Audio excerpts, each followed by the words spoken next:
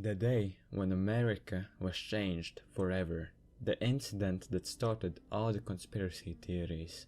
The John Fitzgerald Kennedy assassination.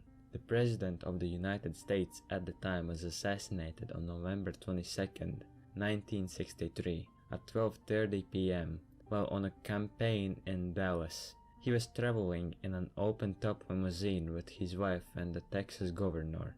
And as they were passing the Texas school book depository, gunfire was heard that struck the president's neck and head, and also wounded John Connolly, the Texas governor. The driver of the limousine sped off to a nearby hospital, but the damage was irreversible. Also, large crowds and media captured this tragic moment. But still, somehow, the full story of Kennedy's assassination remains a mystery. The president's flag-draped casket was moved from the White House to the Capitol by 6 gray horses and a black riderless horse named Black Jack, which is one of the highest military honors bestowed upon the fallen. The way the funeral was held was meant to represent a similar funeral of Abraham Lincoln. About 250,000 paid their respects, while Kennedy's body was in Capitol Rotunda. On November 25th, the president's casket was lowered in the Arlington National Cemetery, while the procession were watching more than 800,000 people in Pennsylvania Avenue, and probably millions on television. Afterwards, Mrs. Kennedy and her husband's brothers, in memory of JFK, lit an eternal flame. Even before the funeral, the suspect who shot Kennedy was captured. He was caught 2 hours after the assassination. His name is Lee Harvey Oswald, who was just recently hired at the Texas School Book Depository, and he also shot Dallas patrolman J.D. Tippit. According to the official report, Oswald was the only shooter. He fired 3 bullets from a 6th floor window of the book depository. Oswald was a leftist. He was involved in the Fair Play for Cuba committee, and he admired Russia and lived there for a period of time, so that would make him pretty suspect. Although Oswald denied that he shot anybody and said that he is a patsy. Well, Oswald lived for 2 more days after the assassination because someone by the name of Jack Ruby decided to kill him. It happened on Sunday morning. Oswald was meant to be transferred from police headquarters to a safer place, county jail, but ironically enough, he was shot at point-blank range by Jack Ruby, and this moment was also captured on live television. Oswald died at Parkland Hospital just 2 hours later. So this man is most likely the reason why JFK's assassination is still full with conspiracy theories to this day. Unless it was all planned and Oswald was meant to be silenced this way. Because a man in his normal state would not do such thing, no matter how angry he might be, unless he was really still in shock and his mind was filled with anger and revenge. Okay, I'm not saying that we would have got a confession from Oswald, but well, it would be intriguing to hear his side of the story, what he was doing that day, and maybe we would have been given a list of names. I just want to point out some of the things that occurred that day that should be noticed.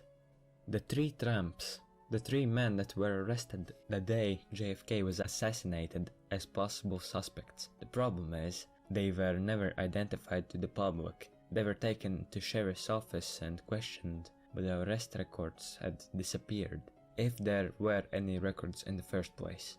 Based on the photos that were taken, people tried to identify these suspects, but only about 30 years later, the 3 tramps were identified: Harold Doyle, John Forrester Gedney, and Gus W. Abrams.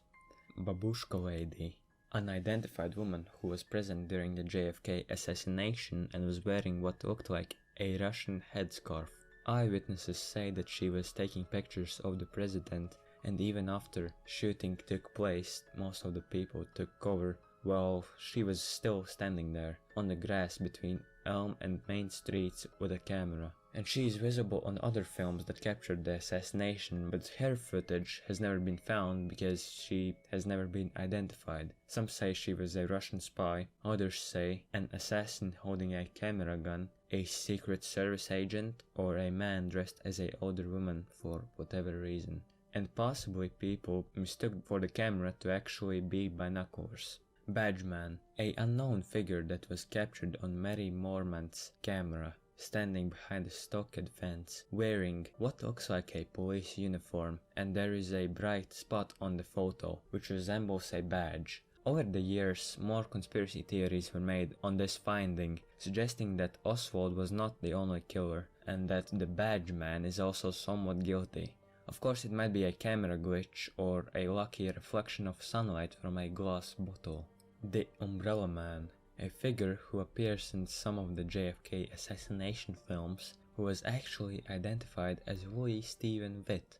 On the day when Kennedy's limousine approached, Witt opened his umbrella and lifted it, and spun it clockwise, not to mention that the day was sunny. However, this was meant to be as a reference to JFK's father Joseph, who supported a politician by the name Neville Chamberlain, and this politician was often carrying a black umbrella and was a fan of Hitler. But it's easy to turn this fact into a conspiracy, because the umbrella could have been a signal for the assassinator to fire the shot, as if there would not be a simpler and less eye-catching way of communicating. However, it gets even crazier. Edgar Hoover says that when Oswald was in police custody, they received a warning of a possible death threat. Intelligence agency received a call in their office, and the caller was talking in a calm voice, claiming that he was a member of committee organized to kill Oswald. FBI informed the police station saying that Oswald needs proper protection when being transferred. However, that was not enough. And can we talk about the fact that the Soviet Union also had theories about the JFK assassination, one of which suspected Lyndon B. Johnson to be responsible, and that the KGB even had data that could indicate to that being true. According to another memo, Britain's Cambridge Evening News reporter received an anonymous call. The caller told him to ring the US Embassy to hear big news, and 25 minutes after the call, JFK was assassinated. But can we also talk about the Kennedy family in general?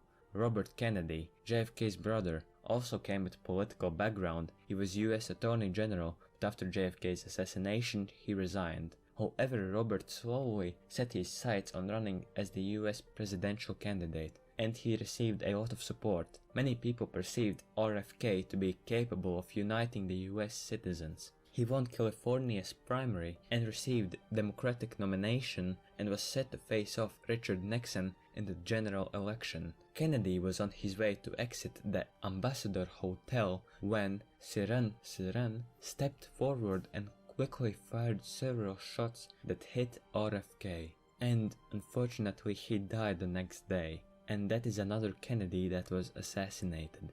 Honestly, can we just talk about the fact that so many Kennedys have died of unnatural causes? There is literally a Kennedy curse, according to Wikipedia. Anyway, this is truly a tragic history for the United States. I believe that there is so much more to talk about in the JFK case, but I'm going to keep this video short, and I hope this was useful information for you, and I hope to see you later. Goodbye.